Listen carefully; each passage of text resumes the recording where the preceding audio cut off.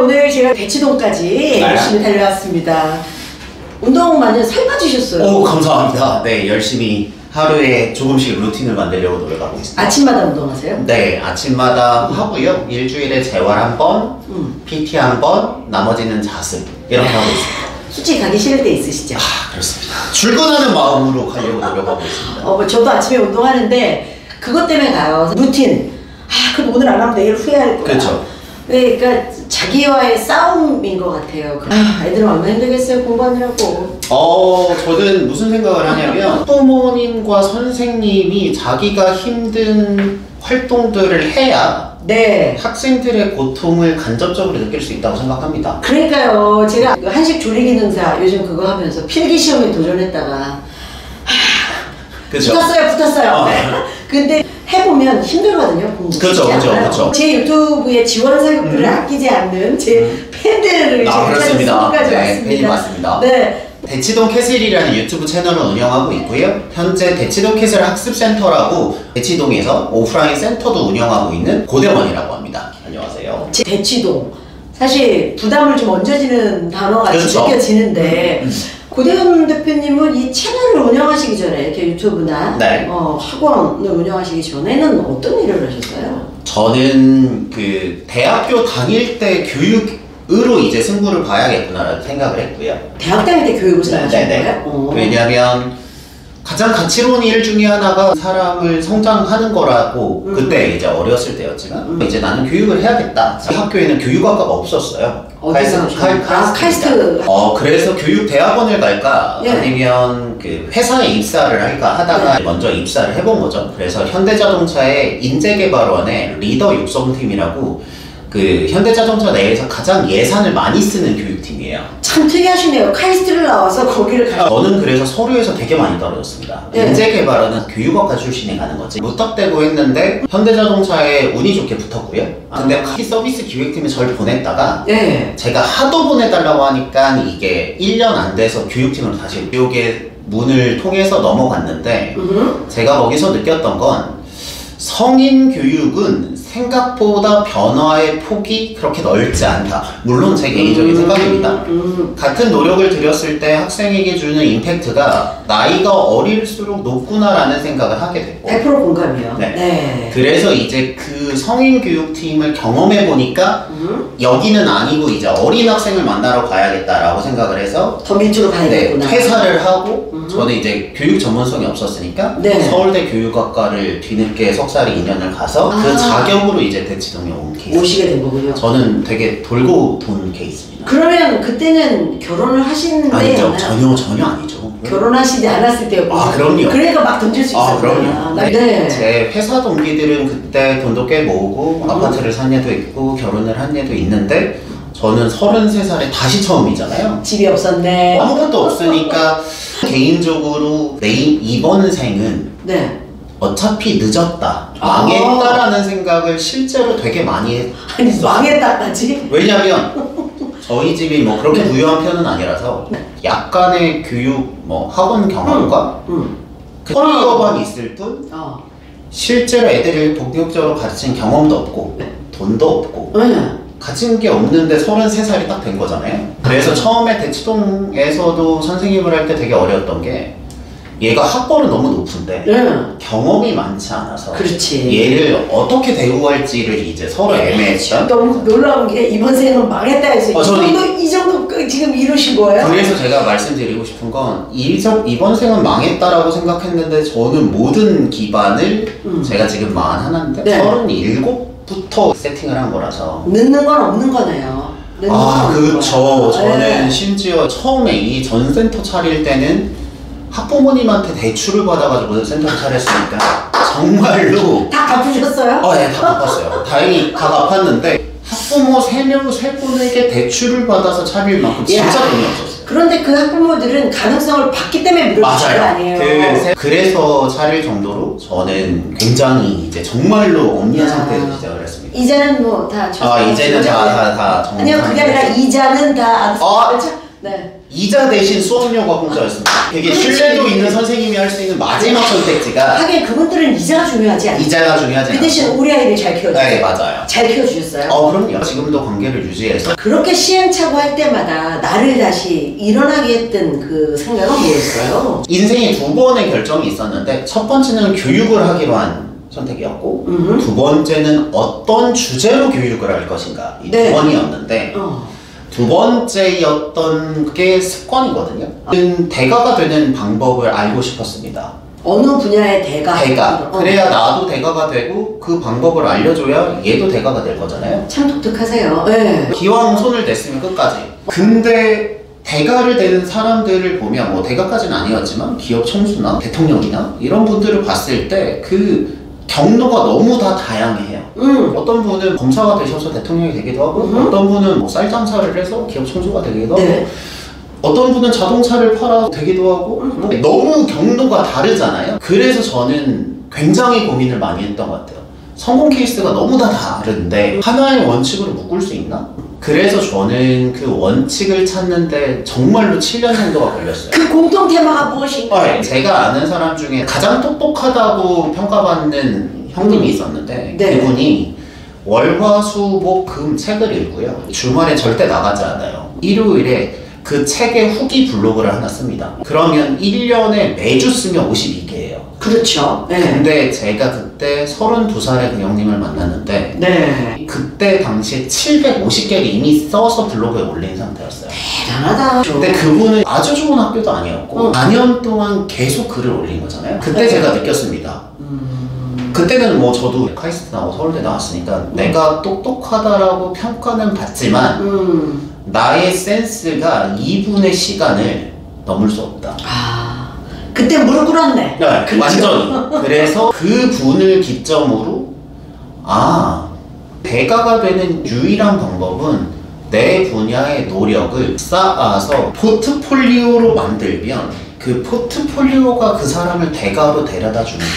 그 습관이 쌓인 것들이 하나의 포트폴리오가 만들어지고 작은 승리를 쌓으면 언젠간 큰 성공이 되네 라는 슬로건으로 내 평생 테마로 삼아야겠다라고 선택한 게 32살이거든요. 그렇게 되니까 이건 부끄럽지만 저에게 역할이 주어졌다고 생각을 했어요. 그러니까 부끄럽지만 운이 좋아서 교육을 받은 사람이면 나라의 입장에서는 공공재와 같은 역할을 해야 된다고 생각을 하거든요. 받은 것만큼. 네.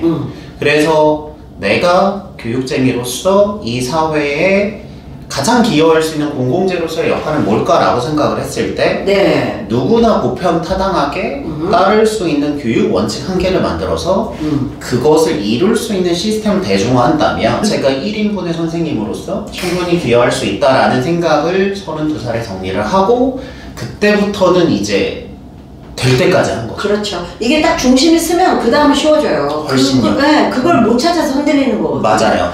솔직하게 얘기해 주세요. 학교 다닐 때 공부 잘하셨어요? 어머니가 이렇게 홀로 일하시면서 키웠거든요. 그래서 어머니가 그런 여유가 전혀 없으셨어요. 그래서 살기 바쁘니까. 네. 그래서 어머니가 저한테 한 100만 번 하셨던 얘기가 너 알아서 해라였습니다. 일하고 계시니까 답이 없구나라는 생각이 들어서 그래서 너 알아서 해라라는 말을 굉장히 많이 들었고요. 내버려 두는 건 아니지만 존중해 주신 거 아닌가? 거의 방임이면 방임이었어요, 방임? 저는 내신은 좋았고요. 네. 이렇게 시험 기간에 미친 듯이 열심히 해서 내신은 항상 좋았고 학원 다 알아봐서 어머니에게 학원비만 받아서 제가 등록하고 진짜 알아서 했네요. 하긴. 진짜 왜냐면 저희 집은 정말 네. 정말 알아서 하기 때문에 정말로 없습니다. 뭘 하라고 압박을 주거나 이것도 아니었고. 그래서 제가 말씀드리는 건 학생이 여지가 있으면 풀어지기 마련인데 맞아요. 저희는 정말 여지가 없었어요. 근데 보통 상황이 그렇게 되면 내가 알아서 안 할 수 있잖아요. 알아서 하라고 그랬지만 알아서 안 할 수 있잖아요. 네, 맞아요. 근데 알아서 하신 거잖아요. 저는 운이 좋게 알아서 한 케이스가 된 거죠. 공부가 재밌어서 한 건 아니실 거고 엄마가 고생하는 걸 보고 뭐 그래서 하셨나요? 그런 건 아니었고요. 게임도 좋아하고 그때 노는 것도 좋아했는데 학생들 사이에서 공부를 잘한다는 게 네. 생각보다 그 소셜 포지션이 유리하기 때문에 저한테 재능이 없진 않았고 공부를 잘한다는 게 환영받는구나라는 생각이 들어서 운동은 전혀 좋아하지 않았고 제가 정말 단언컨대 말씀드리면 그 무리 안에서 돋보인 적이 한 번도 없습니다. 이게 돋보인다는 게 네. 저희끼리는 알잖아요. 누가 제일 잘해서 얘가 들어가서 잘 될 것 같고 저는 그 무리 안에 들어본 적은 없었고요. 다만 그냥 특이하다? 뭐 예를 들면 뭐 여행을 좋아하면 여행을 되게 많이 다니고 뭐 자전거를 좋아하면 국토종주를 가고 이게 약간 종잡을 수 없어서 특이하다지 뭐 학점이 되게 좋거나 1등을 하거나 이런 종류의 성과를 보인 적이 없었어요. 카이스트 하시는 분들의 그 성향을 이렇게 보면요, 본인이 꽂히는 걸 되게 좋아해요. 아, 그건 그랬어. 근데 꽂히면 열심히 하는데 네. 이런 스타일이 되게 위험한 게 뭐냐면 네. 안 꽂히면 안 해. 그래서 꽂히는 게 살게 되는데 정말로 공부를 잘하는 학생들이 아셔야 될 게 저는 제 미래가 너무너무 불안했던 게 뭐냐면 예를 들면 저는 재수 때 꽂히면 15시간씩 1년을 버텨요. 근데 대학교 1학년 때 안 꽂히면 학교를 안 가고 책만 읽어요. 그럼 학사 경고를 받아요. 그러다가 석사를 가서도 졸업할 만큼만 했고 석사를 입학하기 위한 시험은 제가 교육학과 출신이 아니기 때문에 그거는 진짜 혼신의 힘을 다했고 내가 스위치가 커지면 완전 잘하고 스위치가 꺼지면 완전 못하는데 그렇죠. 내가 한 달 뒤에 스위치가 꺼질지 뭐 안 꺼질지 그래서 저는 습관을 정했던 게 장점을 더 장점으로 승화해서 이 슬로건을 정한 게 아니라 제가 가지고 있는 가장 치명적인 단점을 보완하려고 이거를 그렇게 널뛰기심한 이런 분이 결혼을 하셨단 말이죠. 네네네. 보통의 여자들이 이렇게 널뛰기 심한 분을 보고 내 미래를 맡겨도 될까라는 생각하거든요. 저 이제 같은 여자 입장에서 제가 알기에는 아내분께서 행정고시를 패스한 재원이세요. 네. 서울대학교에 수학을 또 전공하시지 않아요? 네. 아니 어떻게 그런 재원을 만나신 거예요? 제가 서울대를 졸업하고 나서 서울대 습관 모임을 운영했어요. 그 이유는 하나였습니다. 저는 작은 승리를 쌓아 큰 성공을 만드는 게 대가가 되는 그러니까 유일하지는 않지만 가장 빠른 길이다라고 결정을 내렸고 저는 그때로 살니까 안정감이 느껴졌는데 궁금한 거죠. 남도 될까? 그래서 제가 만들 수 있었던 가장 롤 모델은 서울대학교 사람들이었어요. 서울대학교 학생들이면 가장 핵심 인재 중에 하나일 거고 그렇죠. 그들에게 이 원칙을 보편타당하게 적용을 시킨다면 공공재로서의 역할을 그래도 충실하게 하지 않을까? 서울대 사람들을 대상으로 습관 모임을 제가 7년에서 8년을 운영했거든요. 해보게 된 거고. 그 안에 이제 와이프가 들어갔던 거예요. 네. 습관 모임에서 만나면 제가 이런 사람인 걸 알고 오잖아요. 그렇지. 사고의 바탕이 비슷하죠. 그래서 크게 다툼이 없었고 다른 곳에 있었던 학원 원장이었고 돈도 안 되는 습관 모임을 몇 년째 운영하고 있고 뭐 집에 돈이 많았던 것도 아니고 그랬는데 이제 네. 와이프 입장에서는 이렇게 생각을 했대요. 이 친구가 잘 안 되면 사회 정의가 좀 이상할 수도 있다. 이 정도의 방향성과 이 정도의 노력을 하면 이거는 영분이라는 말 외에는 설명할 길이 없습니다. 그래서 이게 다행히 결혼할 때쯤에 급격하게 이제 세팅을 해서 이제 결혼하게 되었어요. 사실 그 생각의 방향이 같으면 결혼 이후에도 분란이 별로 없으셨겠어요? 별로 없습니다. 네네. 부부싸움을 안 한다 그러면 결혼한 지 한 거짓말이지. 3년 됐는데 네. 한 2번? 와이프가 잘 받아줍니다. 아 진짜? 우리 고 대표님은 수학을 좋아하셨어요? 저는 수학을 꽤 좋아했던 게 모든 과목 중에서 딱 떨어지는 느낌의 정교함이 제일 높기는 합니다. 좋다 나쁘다를 떠나서 언어는 맞아요. 자장면도 되고 짜장면도 되잖아요. 느낌이 막 달라져. 그러니까 그래도 수학이 가장 정교한 공통의 답을 찾을 수 있는 학문이라서 그래서 수학을 하게 됐고 말씀드린 대로 습관을 좋아했는데 습관 학원은 비주류잖아요. 네. 그래서 제가 좋아하는 수학이랑 습관이랑 섞어서 수학 학습 센터를 만들면 수학도 배우고 습관도 배우니까 좋지 않을까라고 생각해서 이제 대치동에 학원이 갖고 있는 어떤 아우라가 있는데 고 대표님의 아우라하고는 달라요. 굉장히 따뜻하고 바르다라는 생각을 좀 갖게 하세요. 본인의 경험으로 학원을 운영하시기 때문에 더 진실함이 통했을 거고요. 그럴 수도 있죠.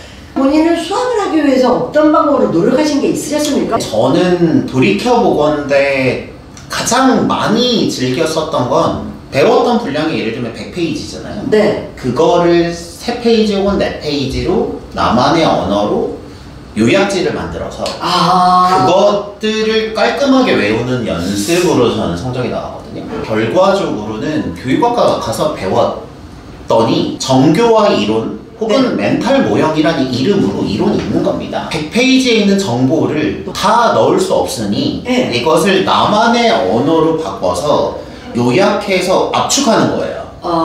3, 4페이지로 요약을 하고 그 다음에 걔를 한 번 더 짜면 1, 2페이지로 나와요. 요약하려면 그걸 다 이해해야 요약이 되잖아요. 그 이해 전 단계가 막 외우는 거하고 좀 다른 거잖아요. 완전 다르죠. 그러네요. 이해가 된 상태에서 요약이 가능하고 그쵸. 그걸 또 한 번 압축적으로 이해해서 또 한 번 요약한다. 한 장을 외우면 그 한 장으로 요약하기 위한 3, 4장이 기억이 되고 그 3, 4장이 100페이지를 요약한 3, 4장이었기 때문에 그 한 장을 깔끔하게 외우면 결과적으로 100페이지가 머릿속에 들어가는 거죠. 저는 외우는 시간이 굉장히 길었던 것 같아요. 사람들이 오해를 하는 게 뭐냐면 너무 암기를 터부시하는 거, 그러니까 암기를 싫어하는 것 같아요. 이해를 안 하라는 게 아니라 이해를 하면 그 다음은 획득을 해야 됩니다. 야구 게임을 한다고 생각하면 스트라이크, 볼 이런 룰 이해했어요. 근데 뭐 스퀴즈 번트도 있고 도루도 있고 다양한 규칙들이 있잖아요. 규칙들을 암기하지 않으면 그 사람은 경기에 뛸 수가 없습니다. 그렇죠. 그때는 암기가 필요하단 말씀이시죠. 이해 없이 암기를 하는 건 나쁘지만 이해를 하면 그 뒤에는 암기를 해야 그 암기가 더 높은 수준의 이해를 불러온다고. 저는 직업의 특성상 유튜브도 하고 줌 수업도 하고 있기 때문에 IT 이해도가 되게 중요하거든요. 근데 제가 처음에 했던 건 파워포인트 책을 사서 단축키를 외우는 것부터 시작했습니다. 그런 것들을 다 암기를 하다 보니까 그 위에 이 기능은 이렇게 쓰고 저 기능은 이렇게 쓰고가 이해를 하고 암기가 오는 경우도 있지만 암기를 먼저 하고 이해가 오는 경우도 있기 때문에 깔끔하게 100%가 아니면 암기를 안 해는 저는 너무 극단적인 케이스인 것 같고요. 어느 정도 이해가 돼서 80%의 암기가 그 다음번에 100% 암기로 가는 디딤돌이 된다고 생각합니다. 그러네요. 듣고 보니까 그 대표님이 학교 다니면서 공부했던 수학, 지금 아이들이 공부하고 있는 수학, 이 방향성이나 이런 것들이 예전하고 좀 많이 달라졌다고 생각하세요? 서술형 평가가 많아졌죠. 평가가 달라졌잖아요. 네. 객관식으로 하면 찍었는지 진짜 안 했는지 모르니까 풀이를 써서 설명해보라인 거지. 예를 들면 증명을 외우지 않아요. 모든 증명을 다 써봐서 다 깔끔하게 외우기 시키거든요. 당연히 수업을 할 때 다 이해는 시키죠. 근데 그 다음번에 물어봤을 때 모른다니까요. 이게 그렇게 되면 결론만 외워요. 내가 그 수업에서는 이해를 했어요. 그리고 암기를 시켜요. 근데 과정을 암기를 안 하면 그 다음번에 물어보잖아요. 아, 이거 내가 예전에 이해했던 건데 결론만 알아요. 이 과정을 안 해봤잖아요. 아니, 우리 요리하는 과정도 똑같아요. 이게 무슨 수학 요소가 아니야. 수학 요소가 아니에요. 이걸 외우지 않으면 배추부터 절였든가 맞아요. 이걸 외워야 돼요. 저는 요리나 디자인이나 수학이나 다 똑같다고 생각하거든요. 그래서 이게 중요한 증명이라면 우리 순서를 깔끔하게 외우는 연습을 하게 되면 예를 들면 탕 외우고 김치 외우고 무침 외우면 그 다음에 도라지 무침이나 뭐 콩나물 무침이나 무침 계열들은 비슷하잖아요. 응용이 되는 거죠. 이렇게 깔끔한 거 좋아하고 수학적인 분이 지금 학원을 운영하시잖아요.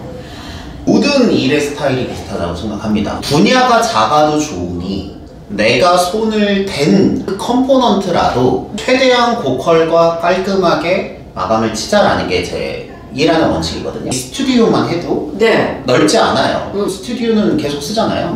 그냥 제가 알고 있는 대로 사는 게 아니라 촬영 감독님, 제가 유튜브 채널 나갔을 때 색감이 너무너무 좋았던 데가 있어요. 그래서 제가 감독님께 부탁을 드려요. 제가 컨설팅 비용을 드려도 좋으니 오셔서 한번 필요한 거 아무거나 말려주시면, 그래서 그분을 한번 모시게 됐고 그분이 이 조명, 저 조명, 이 색 조명 세팅을 이렇게 꾸리면 됩니다 라고 했는데 그 비용이 제 예상보다는 높았어요. 왜냐하면 그분은 전문가잖아요. 저는 뭐라고 생각하냐면 계속 영상 찍을 건데 말씀하신 대로 다 따라가니까 이제 여기서 스튜디오를 찍는 거는 됐어요.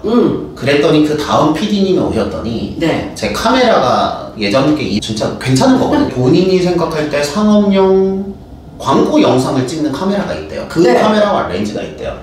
본인은 그걸로 편집할 때 너무 행복하대요. 그래서 그걸 샀더니 그러면 제 머릿속에 유튜브 스튜디오는 끝이 난 거예요. 굉장히 좋은 조명과 이 공간에서 할 수 있는 베스트의 옵션과 그리고 베스트 카메라와 제 머릿속에서 스튜디오는 됐어. 그 아내하고의 관계도 그렇게 구획적이라고 아, 그런 거는 아니고 생활을 일을 잘하는 거나 공부를 잘하는 거나 비슷하다고 생각하는데 내 머릿속에 걱정거리들 혹은 의사결정거리들을 계속 줄여나가는 과정이라고 생각합니다. 교재를 만들 때도 알고 있는 제일 비싼 디자이너를 데려다가 4개월 동안 디자인을 3번 갈아엎고. 네, 고 대표님은 제가 가끔 뵐 때 녹화할 때 흰 옷을 입고 오시는 걸 처음 봤어요.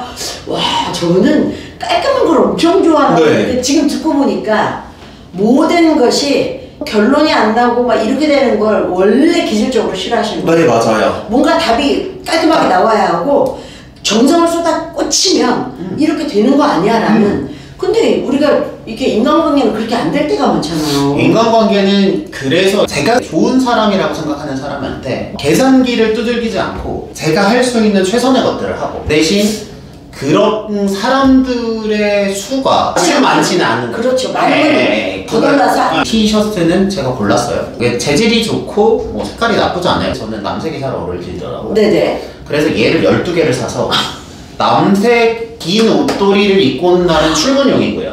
이거 검은색도 8개 있거든요. 네. 이거를 검은색을 입는 날은 쉬는 날입니다. 여름에도 이거를 긴팔을 입었더니 칙칙해 보인다고 해서 여름 때는 반팔 하얀색 여기 똑같은 회사거든요. 네. 똑같은 회사 게 20개가 있고요. 그건 출근용.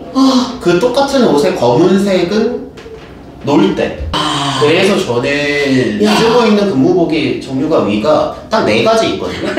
네. 패션에 큰 관심이 없고 남들이 봤을 때 너무 이상하지 않고 최대한 고퀄의 것들을 고르고 개를 40개를 뿌려놓으니까 저는 옷을 별로 걱정하지 않습니다. 별로 남의 눈치를 보거나 하는 스타일은 아니신 것 같아요. 맞아요. 정말 확신이 들고 많은 연구와 고민을 통해서 맞다고 생각하면 밀고 그대로 가면서 가는 거죠. 그것이 누적이 되면서 어떤 결실을 만들도록 최선을 다한다. 이렇게 되면 되게 좋은 게 뭐냐면 네. 한 사이클이 다 돌잖아요. 네. 그러면 누군가 저를 봤을 때 채널도 나쁘지 않고 교재를 봤을 때도 교재 디자인은 그렇게 했으니까 나쁘지 않고 단 하나의 욕심이 있다면 그 분야의 끝을 경험하고 싶다 혹은 대가가 되고 싶다라는 욕심은 계속 있었던 것 같아요. 지금 끝을 보고 싶은 목표는 어떤 거나요? 그 습관을 형성하기 위해 센터도 있고 대중화하기 위해 사타라는 앱을 만들었고 네네네. 그러니까 그거 공부를 하는 게 아니고 쌓는 거라고 생각합니다. 인생도 마찬가지고요. 제가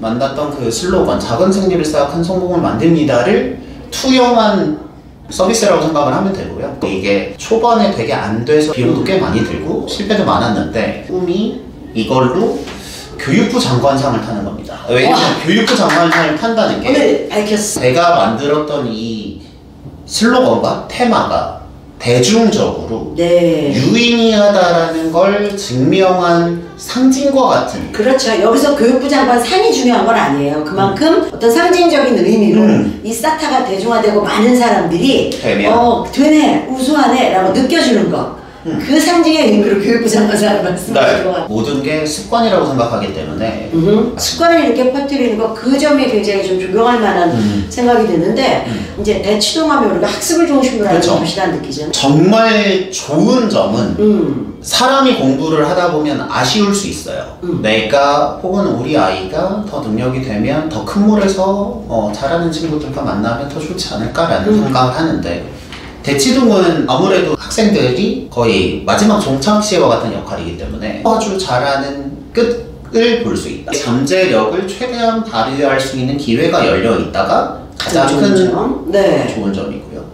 단점은 서울대학교 사람들을 보면서 느꼈던 것과 마찬가지인데 그 지역에선 그 친구가 충분히 훌륭하거든요. 서울대를 가는 순간 넘사벽의 친구를 만나게 되고 내가 생각할 때 나는 괜찮다고 생각했는데 생각보다 내가 잘 못하는구나를 깨닫게 되었을 때 느껴지는 좌절감이 있거든요. 서울대 사람들 30명을 모아도 그 중에 꼴찌는 있을 거니까요. 그렇죠. 그런 면에서는 대치동은 자존감을 지키거나 평온을 지키기에는 좀 어렵다. 그 상한과 하한이 없기 때문에 내 위치를 가늠하기가 굉장히 어렵다. 성공이라는 게 혹은 공부를 잘한다는 게 막연하고 힘듭니다. 전교 1등이 되려면 얼마큼 공부해야 되지는 감이 없거든요. 인생이라는 게 공부라는 게 위를 보고 성취하는 게 아니라 밑을 보고 쌓아서 올라가는구나를 깨닫게 되면 그 다음번에 막연했던 공부나 프로젝트를 하는 것도 그렇게 힘들지는 않거든요. 작은 승리를 쌓아가면 되는구나 라는 메시지를 대중화한 선생님으로 기억되고 싶습니다. 그럼 우리 꽂힌 김에 쌓아가는 것에 좀 더 많은 일을 할 수 있도록 많은 경험을 합해보아요. 네, 그래서 잘 이렇게 쌓아갈 수 있으면 좋겠습니다. 아까 저한테 커피 한 잔 주셨는데 이 집에 쿠폰을 100개를 넘게 쌓으셨더라고요. 네. 그러니까 이분 무엇인지 뭔지를 많이 생각하시는 것 같아요. 그것이 확신이 갔을 때는 모든 삶을 네. 그거를 적용을 하는 그렇죠. 그래서 거기서 하나하나 나오는 그 경험들이 쌓이고 쌓여서 결국 성공을 이뤄내더라. 인생의 대박이나 운은 사실은 그런 경험이 쌓이는 거지 그냥 운빨로만 되는 게 있을까요? 저는 그렇진 않다고 그렇게 안 생각하시죠? 소박한 것이 중박이 되고 중박이 대박이 됐다. 오늘 우리 결론은 쌓다고 끝을 내야 될 것 같습니다. 엑스톤 캐슬의 또 주인장이시고 아주 깔끔하신 우리 고대원 대표님과 함께 이야기 나눠봤습니다. 싹! 다! 네! 감사합니다. 감사합니다.